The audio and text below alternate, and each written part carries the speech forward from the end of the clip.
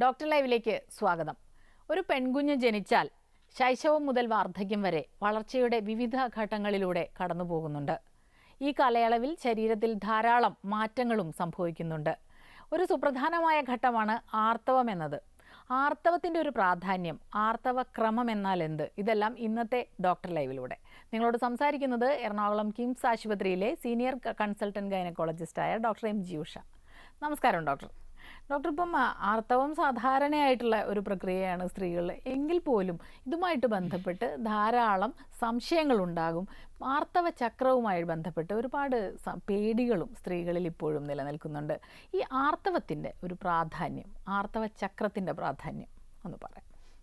ആർത്തവത്തിൻ്റെ പ്രാധാന്യം എന്ന് പറയുമ്പോൾ ആർത്തവം ആദ്യമായിട്ട് ഉണ്ടാവുന്നത് പറഞ്ഞ പോലെ, അതായത് കുട്ടി കൗമാരപ്രായം കഴിഞ്ഞ് പ്രായപൂർത്തിയാവുന്നതിൻ്റെ ഒരു ലക്ഷണം വെളിയിലേക്ക് നമുക്ക് വരുന്നതാണ് ആർത്തവം. അത് വന്നു കഴിഞ്ഞാൽ എല്ലാവർക്കും സമാധാനമാവും. ആ കുട്ടിയുടെ ബ്രെയിൻ നോർമലാണ്, തൈറോയിഡ് ഗ്രന്ഥി നോർമലാണ്, ഓവറി നോർമലാണ്, യൂട്രസ് നോർമലാണ്, യൂട്രസിന് താഴേക്ക് വരുന്ന വഴികളൊക്കെ നോർമലാണ്.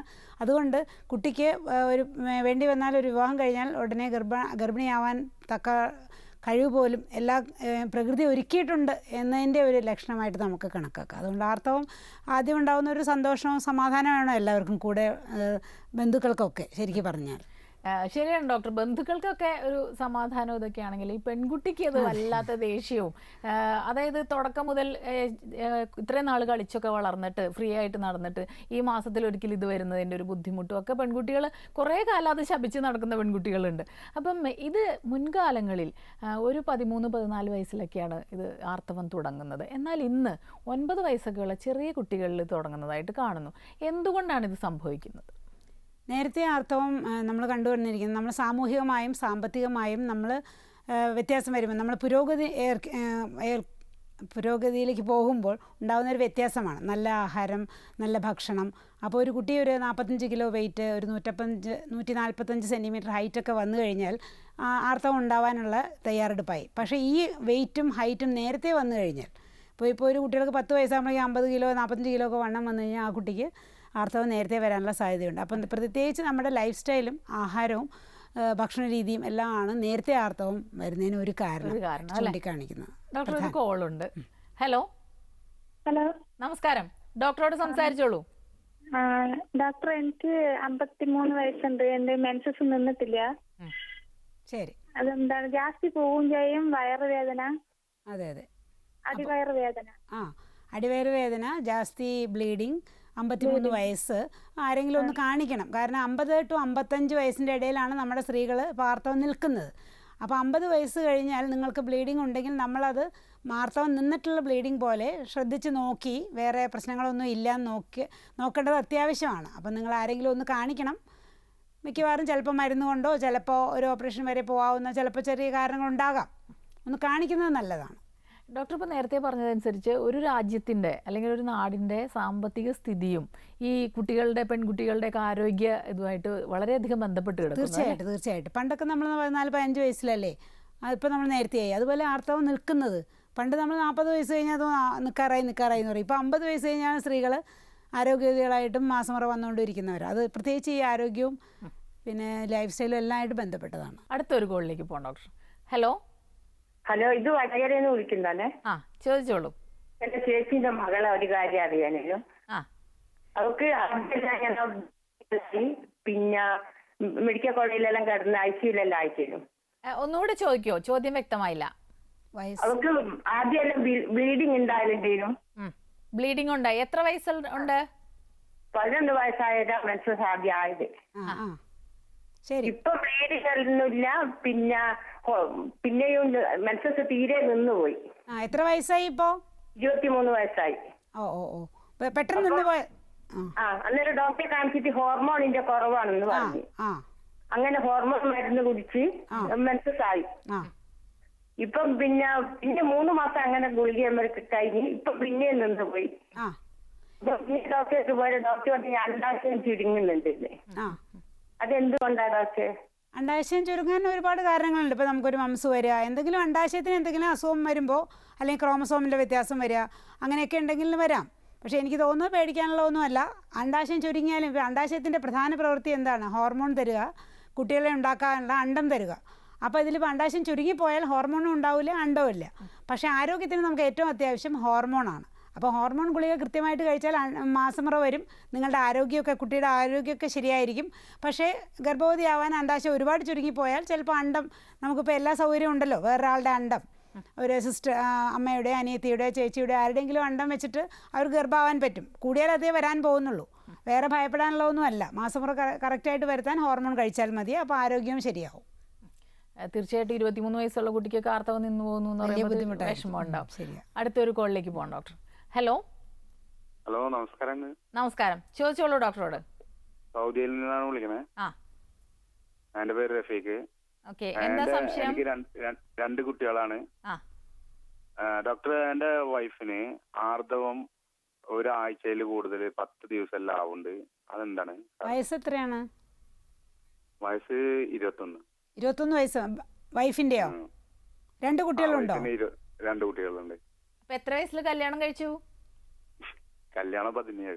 17 വയസ്സിൽ കല്യാണം കഴിക്കാൻ പാടില്ല. കുഴപ്പമില്ല. എന്തായാലും കൂടുതൽ രക്തസ്രാവം 21 വയസ്സിലുണ്ടെങ്കിൽ കൃത്യം മാസമുറ വരുന്നില്ലേ? അതെല്ലാം ക്ലിയർ ആണ്. മാസമുറ കൃത്യമായിട്ട് ഇവിടെയാണ് താമസിക്കുന്നത്, അതുകൊണ്ടാണോ? ഗൾഫിലാണോ? ഗൾഫിലാ. ആദ്യമൊന്നും കുഴപ്പമുണ്ടാകുന്നില്ല, പിന്നെ രണ്ടാമത്തെ കുട്ടി ജനിച്ചതിന് ശേഷം അങ്ങനെ കൂടുതൽ, ഒരാഴ്ചയിൽ കൂടുതൽ, പിന്നെ 10 ദിവസം 11 ദിവസം എല്ലാം ആവണം. ശരീരം ഒരുപാട് വണ്ണം വെച്ചിട്ടുണ്ടോ ഇപ്പോ? ഇല്ല, മെലിഞ്ഞിട്ടാണ്. മുടിയോ വല്ലതും ഉണ്ടോ ശരീരത്തിൽ? പുരുഷന്മാർക്ക് ഉണ്ടാവുന്ന പോലെ നമുക്ക് എന്താ പറയുക, അങ്ങനെയൊന്നുമില്ല. അപ്പൊ അവർക്ക് പേടിക്കാനുള്ള പ്രശ്നങ്ങളൊന്നും അല്ല. പക്ഷെ എന്നാലും 10 ദിവസം ബ്ലീഡിംഗ് ഒക്കെ ബുദ്ധിമുട്ടാണല്ലോ. ആ സമയത്ത് കുറച്ച് ഗുളിക കഴിച്ചാലും ശരിയാവാം. അല്ലെങ്കിൽ ആദ്യമായിട്ട് എന്തെങ്കിലും ഫൈബ്രോയിഡോ എന്താണ് ഇങ്ങനെ 10 ദിവസം 7 ദിവസം നിൽക്കുന്നത്. ചിലപ്പോൾ അണ്ടോൽപാദനം നടക്കാത്ത മാസമുറയാണെങ്കിലും കൂടുതൽ ബ്ലീഡിങ് വരും. എന്താണെന്ന് ഒന്ന് സ്കാൻ ചെയ്താൽ കണ്ടുപിടിക്കാൻ പറ്റും. ഗുളികയിൽ ശരിയാക്കാൻ പറ്റുന്നതേ ഉള്ളൂ. ക്ലൈമറ്റിൻ്റെയും നിങ്ങൾ പറഞ്ഞ പോലെ ക്ലൈമറ്റിൻ്റെ ചേഞ്ച് കൊണ്ടും വരാം. ക്ലൈമറ്റ് ചേഞ്ച് കൊണ്ട് തൈറോയിഡിൻ്റെ വ്യത്യാസം വല്ലതും വരാം. അങ്ങനെ ഉണ്ടെങ്കിലും ഇങ്ങനെ കൂടുതലായിട്ട് വരാം. കുറച്ച് ടെസ്റ്റ് ഡോക്ടറെ, അവിടെ അടുത്തുള്ള ഡോക്ടറെ കാണിച്ച് കുറച്ച് ടെസ്റ്റ് ചെയ്യേണ്ടത് അത്യാവശ്യമാണ്. ഡോക്ടർ, ഇപ്പോൾ ഈ 17 വയസ്സിൽ വിവാഹം കഴിച്ച് 21 വയസ്സിനുള്ളിൽ 2 കുട്ടികളായി എന്ന് പറയുന്നു. അപ്പോൾ ഇത്തരം കാര്യങ്ങൾ പലപ്പോഴും നമ്മൾ വൈദ്യശാസ്ത്രം പുരോഗമിച്ചിട്ടുണ്ട്, നമ്മളുടെ അവയർനെസ് ഒക്കെ കൂടിയിട്ടുണ്ടെങ്കിലും ഇത്തരം കാര്യങ്ങളിൽ ഇപ്പോഴും നമ്മൾ മലയാളികൾ പ്രത്യേകിച്ചും ചില ഭാഗങ്ങളിൽ ഉള്ളവർക്ക്, ചില പ്രദേശങ്ങളിലുള്ളവർക്കൊക്കെ ഇതിലൊരു തെറ്റിദ്ധാരണയൊക്കെ ഉണ്ട്. അത് കുഴപ്പമില്ല, പണ്ടുള്ളവർ നേരത്തെ വിവാഹം കഴിച്ചതല്ലേ, ആരോഗ്യത്തോടെ ജീവിച്ചതല്ലേ. ശരിക്കും പറഞ്ഞാൽ ഒരു അവയർനെസ്സിൻ്റെ ആവശ്യമില്ലേ? അതെ, നേരത്തെ വിവാഹം കഴിക്കുന്നതിൽ പ്രധാനമായിട്ട് പ്രശ്നം എന്താ വെച്ചാൽ, വിവാഹം കൊണ്ട് നമ്മൾ പ്രത്യുൽപാദനം മാത്രമല്ല ഭാര്യാഭർത്തൃ ബന്ധം ഉണ്ടല്ലോ.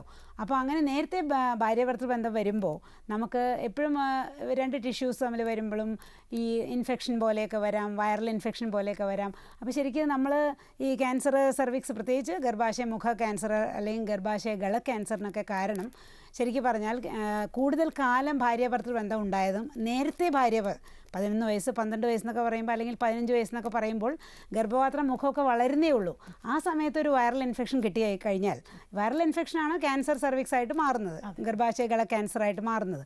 അങ്ങനെ വന്നു കഴിഞ്ഞാൽ അത് പിന്നെ അവിടെ തന്നെ നിന്ന് ഒരുപാട് വർഷം കഴിഞ്ഞ് ഒരു 30 വയസ്സ് 35 വയസ്സാകുമ്പോഴേക്കും വേറെ വ്യത്യാസങ്ങളൊക്കെ വന്ന് ക്യാൻസറായിട്ടൊക്കെ മാറും. അതുകൊണ്ടാണ് നമ്മൾ ഈ നേരത്തെ ഒരു കാരണം പറയുന്നത്. വേറൊരു കാരണം പറയുന്നത്, മാനസികമായിട്ടൊന്നും തയ്യാറെടുപ്പ് ആവുന്നതിന് മുമ്പും നമ്മൾ എന്തെങ്കിലും ഒരു ജോലിയിൽ ഏർപ്പെട്ട, ഒരു സ്വന്തം കാലിൽ നിൽക്കുന്നതിന് മുമ്പ് ഒരു വിവാഹത്തിൽ ഏർപ്പെട്ടാൽ പിന്നെ ജോലി വേറെയായി, കുട്ടികളെ ആദ്യത്തെ കുട്ടിയെ ജനിപ്പിച്ചു, വളർത്തി, പാല് കൊടുത്തു, വളർത്തി, അടുത്ത കുട്ടി, അങ്ങനെ ആ ഒരു അമ്മയ്ക്ക് നമ്മൾ ശരിക്കും 25 വയസ്സെന്നൊക്കെ പറയുന്നത് നമ്മളെ ജീവിതത്തിൽ വേണ്ടി അച്ചീവ് ചെയ്യുന്നൊരു വയസ്സാണ്. നമുക്ക് ഒരു ജോലി, അതല്ല. അപ്പോൾ അതൊക്കെ ഇല്ലാതെ ആയിപ്പോവുകയും ചെയ്യുക. ഈ അമ്മ വീട്ടിലേക്ക് ഒതുങ്ങി പോവുക.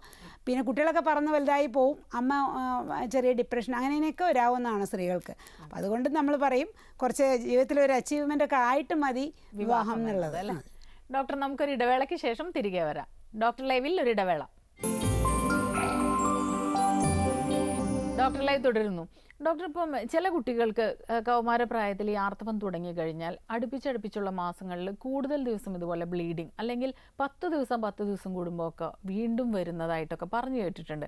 അപ്പോൾ ഇത് ഇവരുടെ ആരോഗ്യവുമായിട്ട് ബന്ധപ്പെട്ട എന്തെങ്കിലും പ്രശ്നങ്ങളാണോ, പാരമ്പര്യമാണോ?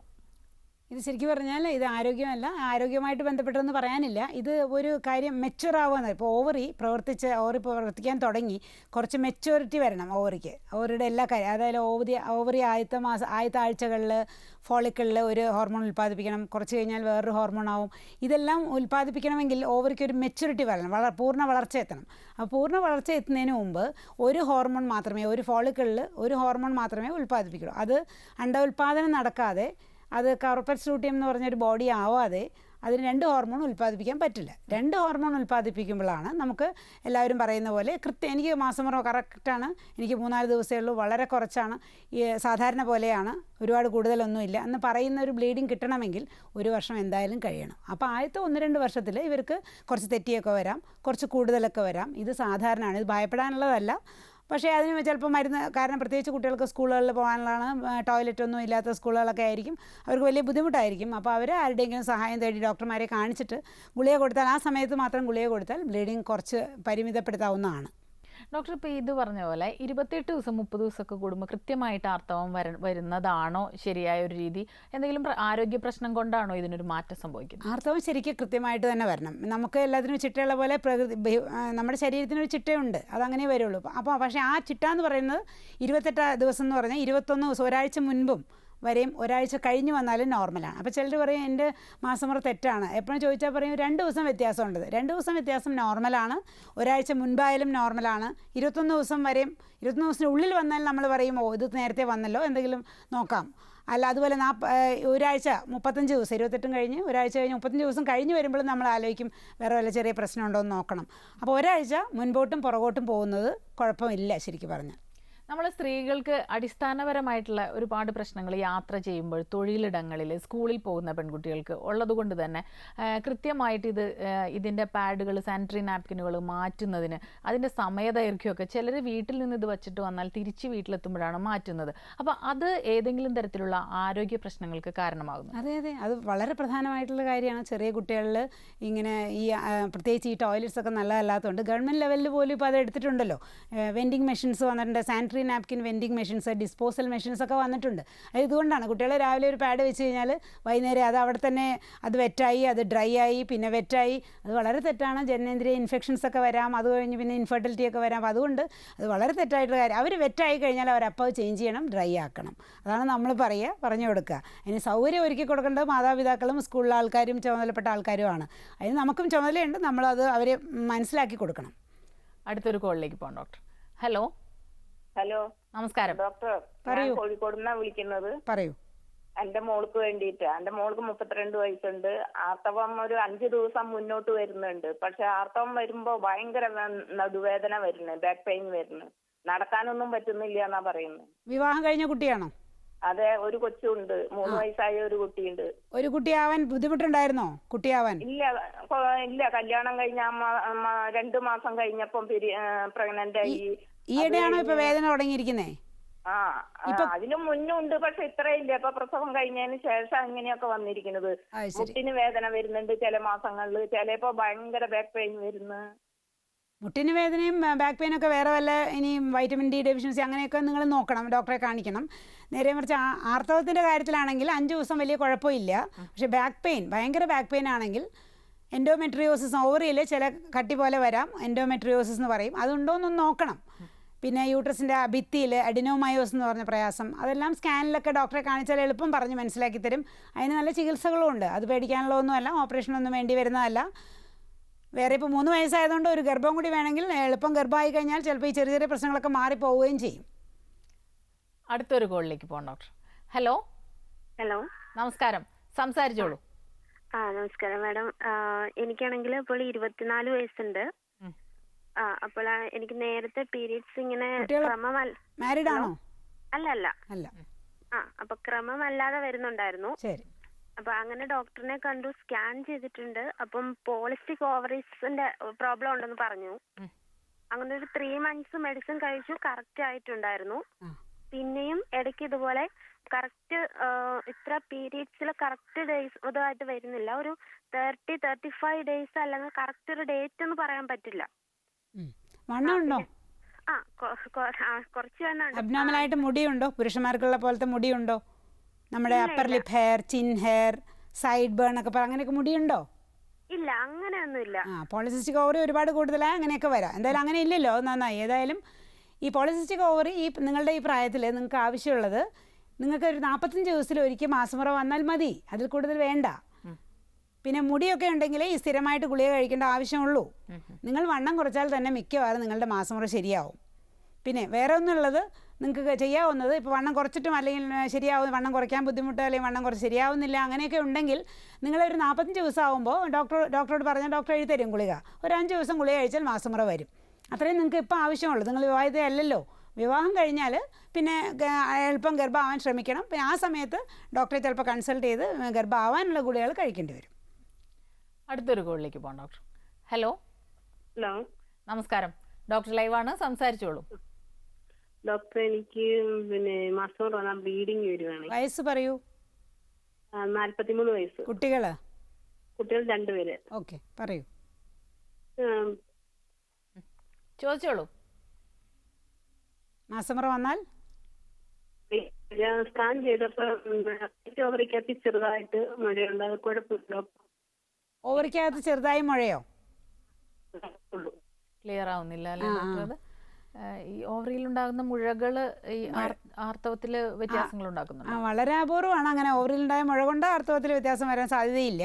അതിൻ്റെ കൂടെ വല്ല ഇൻഫെക്ഷനോ അല്ലെങ്കിൽ ഫൈബ്രോയിഡോ അല്ലെങ്കിൽ എൻഡോമെട്രിയോസോ അങ്ങനെ വല്ലതും ഉണ്ടെങ്കിലേ ഉള്ളൂ. പക്ഷേ നിങ്ങൾ വേദനയൊന്നും പറയുന്നില്ല, ആർത്തവം കൂടുതലാണെന്ന് മാത്രമേ പറയുന്നുള്ളൂ. അപ്പോൾ അത് ചിലപ്പോൾ ഓവുലേഷൻ നടക്കാതിരുന്നാലും വരാം. ഓവറിയിൽ മുഴയുണ്ടെങ്കിൽ ഓവുലേഷൻ കുറച്ച് ഡിലേ ആവാം, അങ്ങനെയൊക്കെ വരാം. അപ്പോൾ എന്താണെന്നുള്ളത് വ്യക്തമായിട്ട് നമുക്ക് നിങ്ങളുടെ ഡീറ്റെയിൽസ് കുറച്ചും കൂടി പറയുക, അല്ലെങ്കിൽ നിങ്ങൾ ഡോക്ടറെ അടുത്ത് കാണിച്ചാൽ പറയാൻ പറ്റും. പേടിക്കാനുള്ള ഒന്നുമല്ല എന്തായാലും. ഡോക്ടർ, നമുക്ക് മറ്റൊരു ഇടവേളയ്ക്ക് ശേഷം തിരികെ വരാം.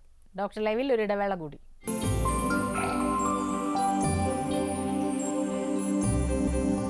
ഡോക്ടർ ലൈവ് തുടരുന്നു. ഡോക്ടർ, ഇപ്പം പല അസുഖങ്ങളുടെയും ലക്ഷണമായിട്ടും ഈ ആർത്തവ ചക്രം മാറി വരുന്നതായി കാണുന്നു. ഇപ്പൊ PCOD ഒരു ആള് ചോദിച്ചിരുന്നു, മറ്റെന്തെല്ലാം അസുഖങ്ങളുടെ ലക്ഷണമാകാം ഇത്? ആർത്തവ ചക്രം മാറുന്നത് ഇപ്പോൾ ഫൈബ്രോയിഡ് ഉണ്ടെങ്കിൽ ആർത്തവചക്രം ചിലപ്പോൾ എളുപ്പം വരാം, തോന്നിയ മാതിരി വരാം, തെറ്റി വരാം. പിന്നെ എൻഡോമെട്രിയോസ് എന്ന് പറഞ്ഞ അസുഖം ഉണ്ടെങ്കിലും തെറ്റി വരാം. ഇതാണ് സാധാരണ. പിന്നെ അഡിനോമയോസിസ് ഉണ്ടെങ്കിലും കൂടുതൽ വരാം. യൂട്രസിൻ്റെ ഭിത്തിയിലുള്ള അസുഖങ്ങൾ, യൂട്രസിൻ്റെ അകത്തുള്ള തൈറോയ്ഡ് പ്രധാനമുണ്ട്. തൈറോയ്ഡായിട്ടും പ്രധാനമുണ്ട്. തൈറോയ്ഡ് ഗ്രന്ഥി നോർമൽ അല്ലെങ്കിൽ മാസമുറ കൂടുതൽ വരാം, നിന്നു പോകാം, ഇറഗുലർ ആവാം, പല പാറ്റേണും വരാം തൈറോയിഡിൻ്റെ. അതുകൊണ്ട് തൈറോയ്ഡ് നമ്മൾ മിക്കവർക്കും ചെയ്യിക്കും. തൈറോയ്ഡ് ഇപ്പോൾ വളരെ കോമൺ ആണല്ലോ. അതെ. ഡോക്ടർ, ഇപ്പോൾ കോമൺ ആണെന്ന് പറയുമ്പോൾ തന്നെ പുതിയ തലമുറയിൽ കാണുന്ന വേറൊരു പ്രശ്നം വന്ധ്യതാ നിരക്കുകൾ കൂടി വരുന്നു എന്ന് പറയുന്നു. വന്ധ്യതയും ഈ ആർത്തവ ചക്രത്തിലുണ്ടാകുന്ന വ്യത്യാസങ്ങളും തമ്മിൽ എന്തെങ്കിലും ബന്ധമുണ്ടോ? ഇപ്പോൾ എല്ലാവരും പറയുന്ന കാര്യം തന്നെയാണ് ലൈഫ് സ്റ്റൈൽ ഒന്നാണ്. ഒബീസിറ്റി, വണ്ണം കൂടുന്തോറും സ്ത്രീകൾക്ക് പോളിസിസ്റ്റിക് ഓവറി പോലെയുള്ള വ്യത്യാസങ്ങളും, എന്നുവെച്ചാൽ ഈ വണ്ണം എന്ന് പറയുന്നത് അത് തന്നെ ഒരു എൻഡോക്രൈൻ, ഒരു ഹോർമോൺ പ്രൊഡ്യൂസ് ചെയ്യുന്ന ഒരു ഗ്രന്ഥിയായിട്ടാണ് പ്രവർത്തിക്കുന്നത്. അവിടുന്ന് തന്നെ ചെറിയ തോതിൽ ഈസ്ട്രജൻ എപ്പോഴും പ്രൊഡ്യൂസ് ചെയ്തുകൊണ്ടിരിക്കും. അപ്പോൾ അതാണ് ഒരു പ്രധാന കാരണം സ്ത്രീകളിൽ. പിന്നെ അപ്പോൾ അതുപോലെ ആർത്തവചക്രം തെറ്റിപ്പോവും, അപ്പോഴും ഓവുലേഷൻ നടക്കില്ല.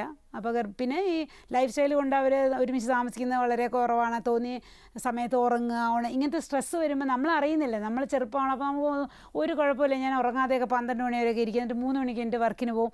ഇത് നമ്മൾ ശരീരത്തിനായിട്ട് കഷ്ടപ്പെടുത്തുകയാണ്. ആ സമയത്ത് അണ്ടോൽവനം നടക്കില്ല, നമ്മൾ അറിയുന്നില്ല. അപ്പോൾ അതുകൊണ്ട് സ്ട്രെസ്സാണ്. വളരെ ചിട്ടയായിട്ടും വളരെ കൃത്യമായിട്ടും, ഇപ്പോൾ രാത്രി എന്ന് പറഞ്ഞാൽ ഉറങ്ങാനുള്ള സമയമാണ്, അത് ഉറങ്ങുക.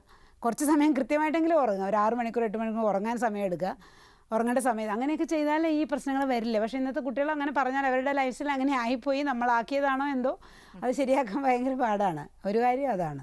അടുത്തൊരു കോളിലേക്ക് പോകാം ഡോക്ടർ. ഹലോ. നമസ്കാരം, സംസാരിച്ചോളൂ ഡോക്ടറോട്. നമസ്കാരം. എനിക്ക് 47 വയസ്സുണ്ട്. എനിക്ക് ആർത്തവം ഇപ്പൊ ക്രമം തെറ്റി വരുന്നു. അതാണ് കാര്യം. കുട്ടികളൊക്കെ ഉണ്ടല്ലോ അല്ലേ? പറഞ്ഞാൽ 8 മാസം മുമ്പ് വരെ പിന്നെ ക്രമമായിട്ട് 28ാമത്തെ ദിവസം വന്നോണ്ടിരുന്നായിരുന്നു. ഇപ്പൊ 8 മാസമായിട്ട് ആർത്തവം ഇങ്ങനെ വരാതിരുന്നിട്ട് 4 മാസം കൂടി 2 വട്ടം വന്നു. എന്നിട്ട് ഇപ്പോൾ 15ാമത്തെ ദിവസം അങ്ങ് വരികയാണ്. അങ്ങനെ 47 വയസ്സൊക്കെ ആകുമ്പോൾ ഈ 2 മാസം 3 മാസമൊക്കെ വരുന്നത് മാസമുറ നിൽക്കാൻ പോകുന്നതിൻ്റെ അടുത്തെത്തി എന്നുള്ളതിൻ്റെ ഒരു ലക്ഷണമാണ്.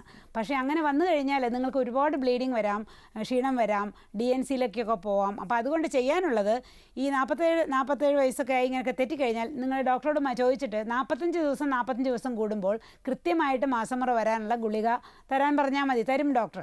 അങ്ങനെ കിട്ടിക്കഴിഞ്ഞാൽ നമുക്ക് എല്ലാത്തിനും ഒരു ചിട്ടയുണ്ട്. നിങ്ങൾ 45 വയസ്സിന് പ്രധാനപ്പെട്ട വ്യക്തിയാണല്ലോ വീട്ടിൽ.